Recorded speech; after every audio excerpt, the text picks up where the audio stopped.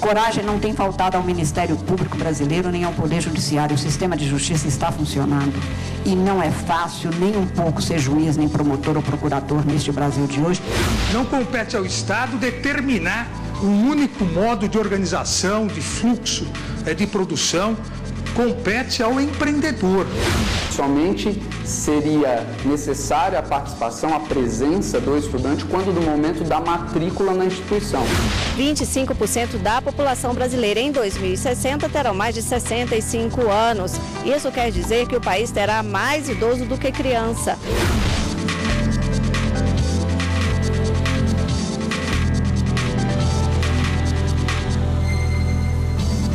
Olá, boa noite.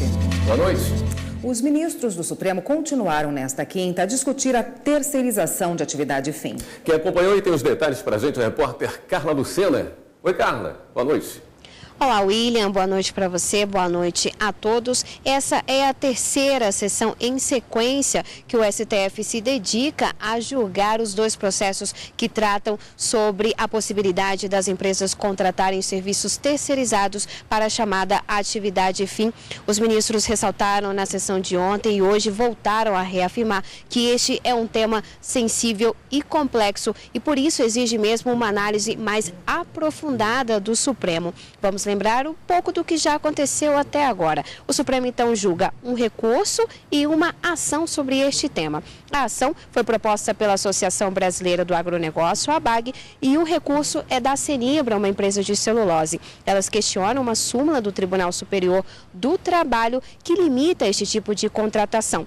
Na sessão de ontem, votaram os relatores, o ministro Roberto Barroso, relator da ação, e o ministro Luiz Fux, relator do recurso. Eles são favoráveis à terceirização. E na sessão de hoje votaram mais 5 ministros. Veja na reportagem.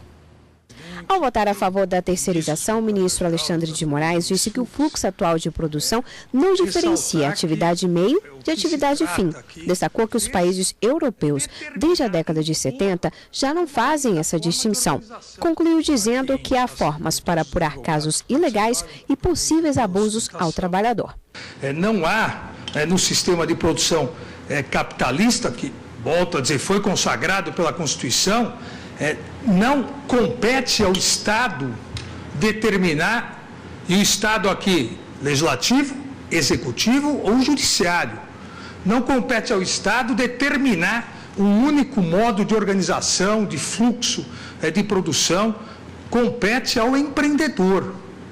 É esse o sentido do sistema capitalista nos meios de produção. Já o ministro Edson Fachin foi o primeiro a ser contra terceirizar para a chamada atividade fim. Ele explicou que os dois processos em análise são de antes da edição da Lei da Terceirização e da Reforma Trabalhista, ambas de 2017, e que, por isso, não há ilegalidade nas decisões da Justiça Trabalhista com base na súmula do TST, que limita a terceirização. A Justiça Especializada, ao identificar a ocorrência de terceirização ilícita ou fraudulenta na intermediação de mão de obra, por abrir a porta nessa prática a reificação do trabalhador, a precarização das relações de trabalho e a redução das garantias trabalhistas esculpidas no artigo 7º da própria Constituição, ao assim proceder, a Justiça do Trabalho, em meu modo de ver, não viola os princípios fundamentais da livre iniciativa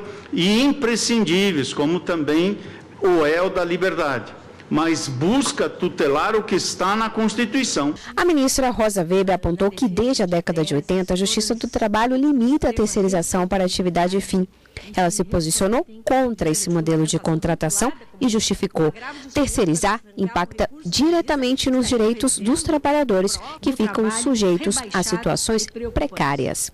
Estima-se que o Brasil possuía, em 2013, 12,7 milhões de trabalhadores terceirizados, contra 47,4 milhões de trabalhadores formais, o que implica dizer que a contratação terceirizada alcançava 26,8% do mercado de trabalho formal brasileiro. Estudo recente desenvolvido pela Unicamp revelou que, dentre os resgates de trabalhadores reduzidos a condições análogas à de escravo, ocorridos no ano de 2013, 90% dos trabalhadores resgatados eram contratados de forma terceirizada. A permissividade em relação à terceirização não gera empregos.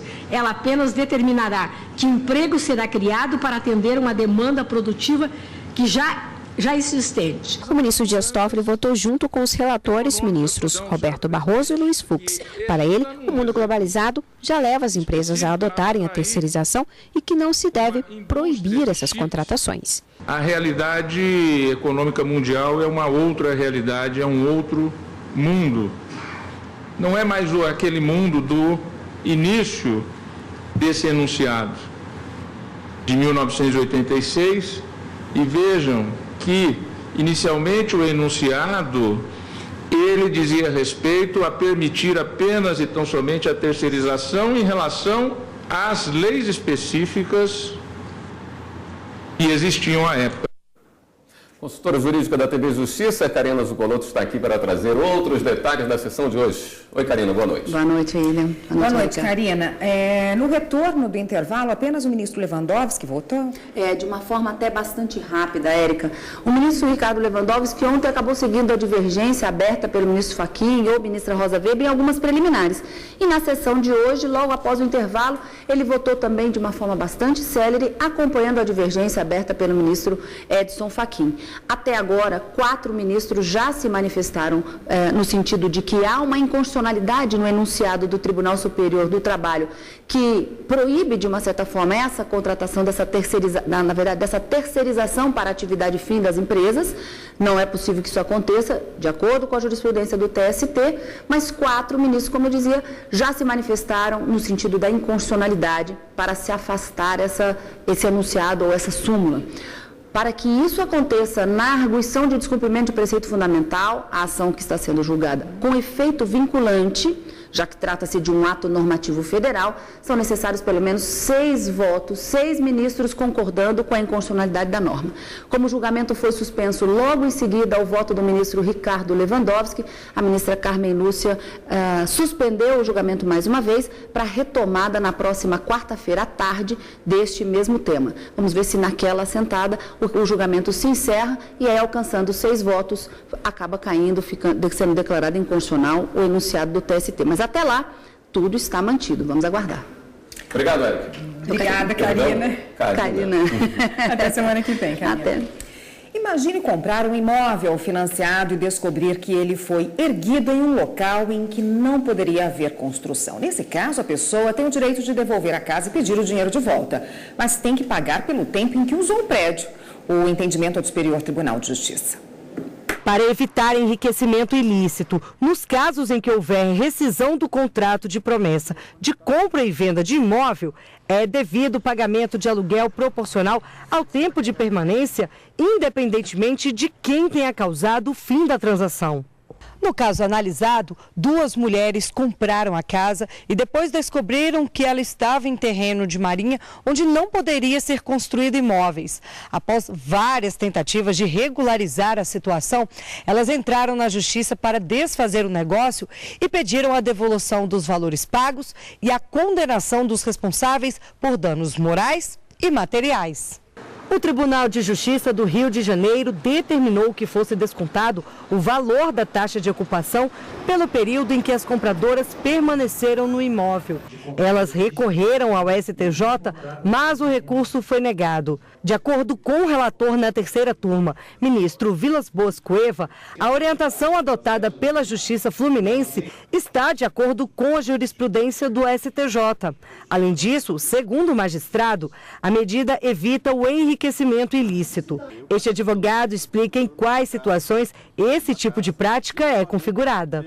Todas as situações que ocorrem que uma parte perde um ganho patrimonial ou deixa de auferir por decorrência de outro, é enriquecimento ilícito. ou deixar de arcar com os ônus de uma conduta, né? No caso, pagar os aluguéis. O Ministério Público Federal recomendou ao Ministério de Minas e Energia a suspensão do leilão da Eletrobras Rondônia, previsto para acontecer no dia 30 de agosto. Quem tem os detalhes é a repórter Fernanda Porto. Oi, Fernanda, boa noite. Oi, William, boa noite, Érica, boa noite para você que nos acompanha em casa. A recomendação indica que há insegurança jurídica e, por isso, pede a suspensão do leilão até que o caso seja regularizado. Para o MPF, o leilão só poderá ser realizado depois que forem cumpridas determinações do Tribunal de Contas da União. Foi determinado pelo TCU a criação do Data Room, que é um espaço virtual com dados da estatal, e que ainda seja corrigido no edital o valor final da empresa. A recomendação também orienta que o leilão fique suspenso até que o Senado vote um projeto de lei que trata as regras da administração de empresas de distribuição de energia elétrica. Eu volto ao estúdio. Obrigado, Fernanda. E você vai ver a seguir no Jornal da Justiça, quando há necessidade de convocação presencial. Somente seria necessária a participação, a presença do estudante quando do momento da matrícula na instituição.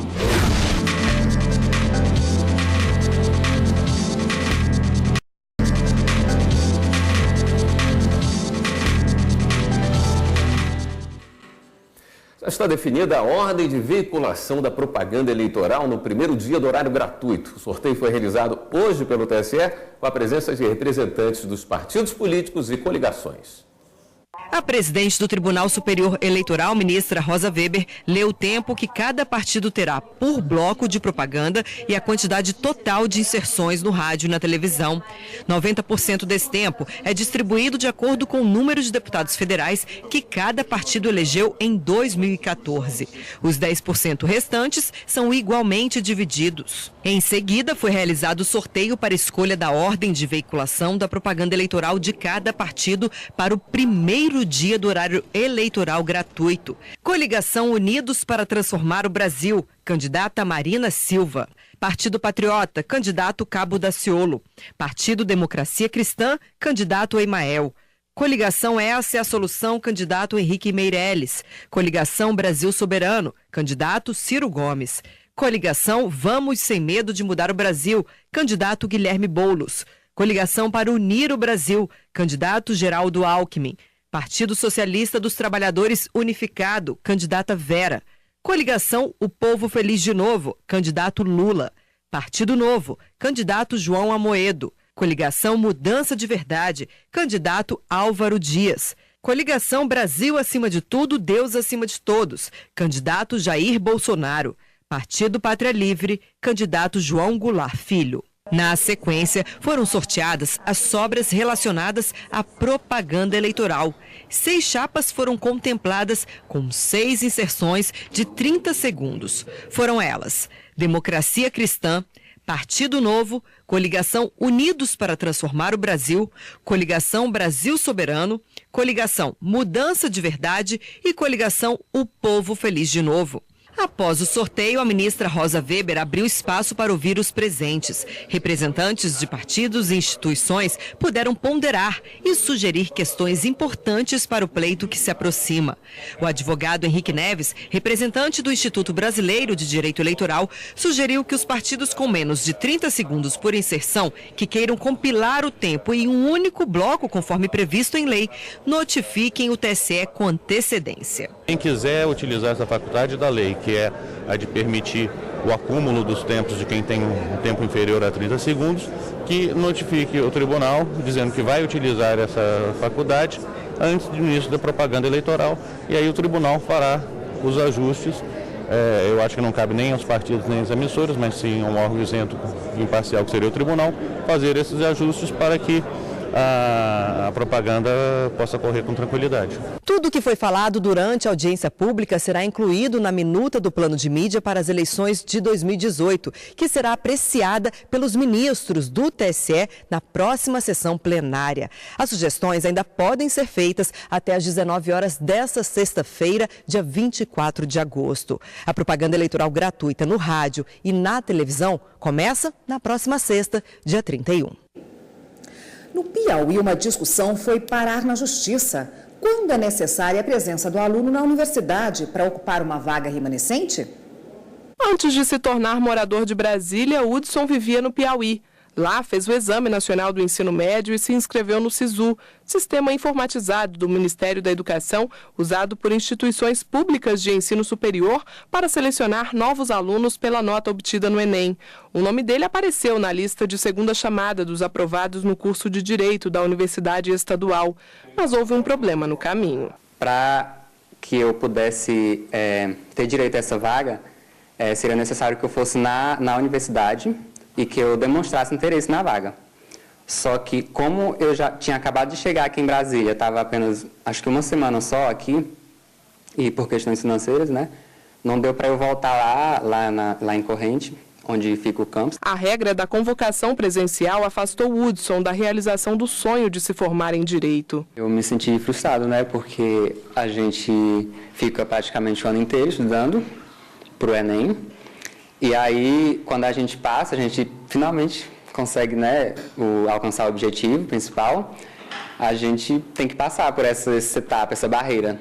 Barreira encontrada também por outros estudantes, mas o TRF da Primeira Região mudou a realidade de muitos deles, pelo menos na Universidade Federal do Piauí. A 5ª turma do tribunal determinou que a instituição de ensino cesse as convocações presenciais de alunos para manifestação de interesse nas vagas remanescentes via SISU. A ação promovida pela Defensoria Pública da União foi julgada procedente já em primeira instância. A Fundação Universidade Federal do Piauí recorreu ao TRF1, alegando que a modalidade de confirmação de interesse presencial é mais eficiente, ágil e dá maior efetividade ao preenchimento das vagas remanescentes. Mas, ao analisar o caso, o colegiado entendeu que os argumentos não têm respaldo por ferir o princípio da isonomia e negou o pedido da instituição de ensino. A relatora, desembargadora federal Daniele Maranhão, destacou que os candidatos de outras cidades têm mais dificuldade de comparecer do que aqueles que moram perto da Universidade Federal do Piauí. A magistrada ressaltou ainda que a exigência pode inviabilizar o ingresso de pessoas que não tenham condições financeiras para se deslocar na data da confirmação presencial. Este advogado acrescenta ainda outra questão. Há um ato normativo do Ministério da Educação, o órgão federal responsável justamente por uniformizar esses tipos de exigência, no sentido de que somente seria necessária a participação, a presença do estudante quando do momento da matrícula na instituição. Então, há aí mais um elemento que põe essa exigência da universidade de forma desafinada, digamos assim, com o MEC. E a gente também não pode deixar de considerar que a sociedade hoje, o nosso país e o mundo como um todo, tem caminhado cada vez mais por uma digitalização dos procedimentos. A Fundação de Previdência Complementar do Servidor Público Federal do Poder Judiciário entregou hoje o prêmio para os melhores representantes do ano. Cabe a eles a tarefa de explicar aos colegas a importância de um futuro financeiro tranquilo. O balanço do ano da Funpresp-Jude foi positivo. E por que não reconhecer quem apresenta a previdência complementar ao trabalhador? Foi pensando nisso que a Fundação criou o prêmio. Vai exigir de cada um um empenho no sentido de entender como funciona, até porque não se acabou a Previdência Pública, mas ela ficou limitada ao teto do regime geral. Para você ter algo mais, você tem que buscar a Previdência Complementar, que é de caráter facultativo. Ruth é servidora do Tribunal Regional Eleitoral de Goiás. Foi a vencedora do Grupo 2, que representou entre 600 e 1.500 servidores para a Previdência Complementar. O segredo? Acreditar no projeto. A previdência complementar é um ponto muito importante. Embora hoje o jovem não dê muito valor a isso, fala, mas até chegar esse tempo todo, não vou fazer investimento, mas é muito importante uma previdência complementar para que o futuro seja um futuro financeiro equilibrado. Pela quarta quarta vez consecutiva, a Patrícia venceu a categoria 3 por atender a mais de 1.500 servidores do Judiciário. Mais do que aderir a um produto, quem trabalha no Tribunal de Justiça do Distrito Federal e Territórios pôde também ter dicas de educação financeira. A gente percebe dentro da carreira do Judiciário que as pessoas têm muita dificuldade com números. Então a gente viu que o servidor público não estava preparado para discutir a sua aposentadoria e a gente viu que com esse trabalho que a gente começou a falar da FUNPRESP, a gente despertou que a gente tinha que fazer um trabalho de aposentadoria, de consciência financeira dentro dos nossos servidores, nossos magistrados, para que realmente eles se preparassem da melhor forma, seja migrando, seja permanecendo no próprio regime que ele já estava, mas com consciência do que ele tem que fazer para ter uma aposentadoria realmente financeiramente saudável. O programa Link CNJ desta semana tem uma entrevista especial de Sandra Silvestre, juíza auxiliar da Corregedoria do CNJ. Ela fala do novo Cadastro Nacional de Adoção. A Corregedoria de Justiça lança um novo cadastro e afirma que o sistema passa a ser muito mais amplo e eficiente. Vamos ver uma história que prova a importância da adoção tardia e de se manter os laços entre irmãos adotados. E ainda as notícias do CNJ e de tribunais pelo Brasil. O Link CNJ vai lá hoje, às 9h30 da noite, aqui na TV Justiça. E você vai ver a seguir, levantamento do IBGE aponta. 25% da população brasileira em 2060 terão mais de 65 anos. Isso quer dizer que o país terá mais idoso do que criança.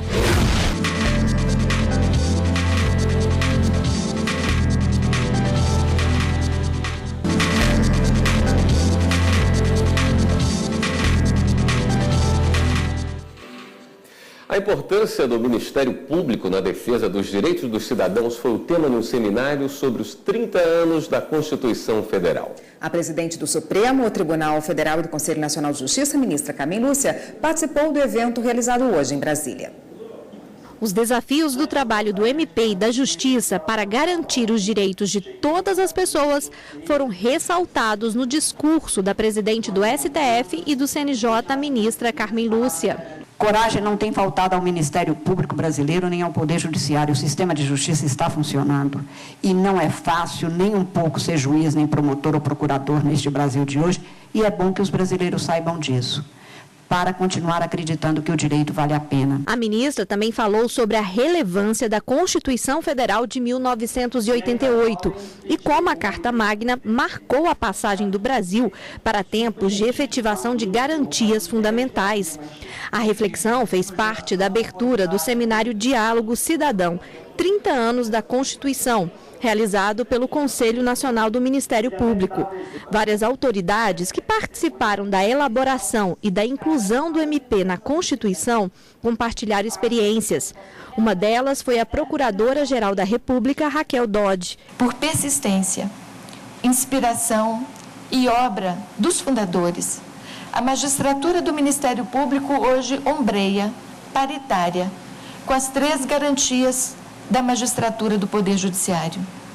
São vestes protetoras de nossas atribuições, necessárias para garantir resultados para o serviço público que prestamos e protegem nossa devoção à causa pública.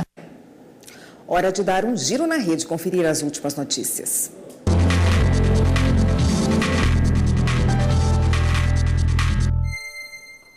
Vamos então à redação do Jornal da Justiça, falar com a repórter Viviane Novaes, que tem as novidades para a gente. Oi, Viviane, boa noite. Oi, William, boa noite para todo mundo. A Advocacia Geral da União contestou um pedido ao STF para permitir que travestis fiquem junto com mulheres nas penitenciárias. Esse pedido foi feito pela Associação Brasileira de Lésbicas, Gays, Bissexuais, Travestis e Transsexuais em junho passado.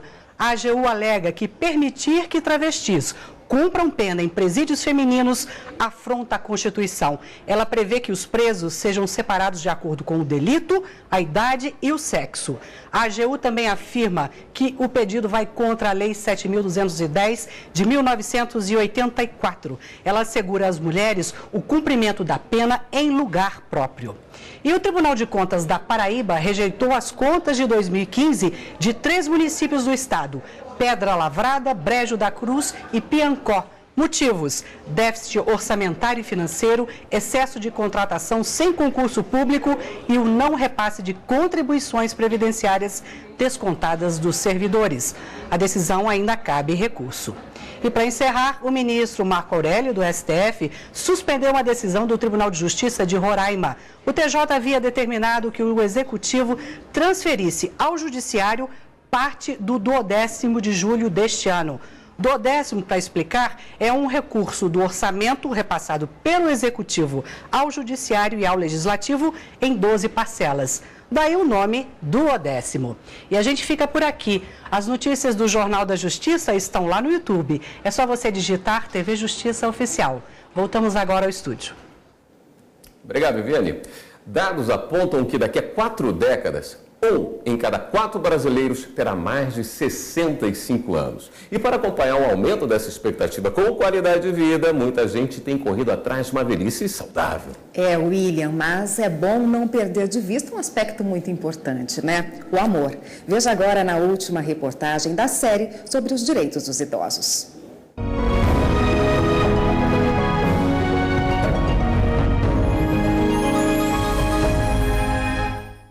As barras do Pilates são fáceis para Dona Osíris. A professora aposentada tem 74 anos e a atividade física sempre fez parte da vida dela. Também já praticou arborismo e patinação artística. Ela diz que tem uma saúde de ferro. Eu me sinto bem hoje, né? Já sou uma pessoa madura, digamos assim, né? Então, eu já estou colhendo os frutos, no meu entender. Hoje tem gente se cuidando antes mesmo de chegar à melhor idade. Jovens que mantêm hábitos saudáveis para alcançar o bem-estar e a longevidade. Hoje eu faço academia e corro na hora do almoço para poder justamente chegar numa idade aí com um pouco mais de disposição. Eu me preocupo muito com atividade física, com saúde, estou sempre fazendo check-up.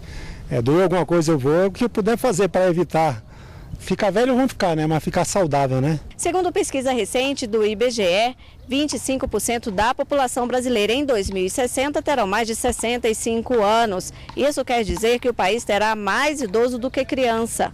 A pesquisa ainda aponta aumento na expectativa de vida. Hoje o homem vive em média 73 anos e a mulher 80. Em 2060, essa expectativa deve aumentar mais 5 anos. Há 10 meses, Dona Olinda tinha uma vida saudável e independente. Dirigia, fazia atividade física, mas aos 69 anos desenvolveu uma doença neurodegenerativa rara chamada paralisia supranuclear progressiva, a PSP, que provoca rigidez muscular. Por isso, Dona ainda não pode mais morar sozinha e precisa de ajuda para realizar algumas tarefas consideradas simples. Ela mora com o filho e a nora que cuidam dela. Inicialmente eu cedi a suíte para ela, porque o banheiro é mais pertinho, e colocamos barras para ela segurar. Depois a dificuldade de subir a escada, né? A doença evoluiu, ela com dificuldade para subir a escada, eu com receio, nós descemos a cama, uma cama de solteiro, providenciamos. Tiramos a mesa, afastamos o sofá para ela ter espaço para transitar e colocamos barras lá fora para ela ter um espaço para tomar banho com segurança. Compramos cadeira de banho, né? E a gente vive nesse processo de adaptação. Dona Olinda reconhece todo o amor e carinho que recebe da família e sabe que o amor faz bem ao corpo e à mente. Eu acho que o amor, ele é capaz de superar tudo. Ele é capaz de mover barreiras. E eu acho que se a mamãe hoje tá com toda a limitação, mas está bem, você vê os exames dela, tudo bom, é porque não falta amor para ela. Bom, essa aí foi a penúltima. Amanhã, na última reportagem da série sobre os direitos dos idosos, veja as dicas para chegar bem à terceira idade. E o Jornal da Justiça, segunda edição, vai ficando por aqui. Uma boa noite para você. Boa noite, continue com a programação da TV Justiça e a gente se vê amanhã. Até lá.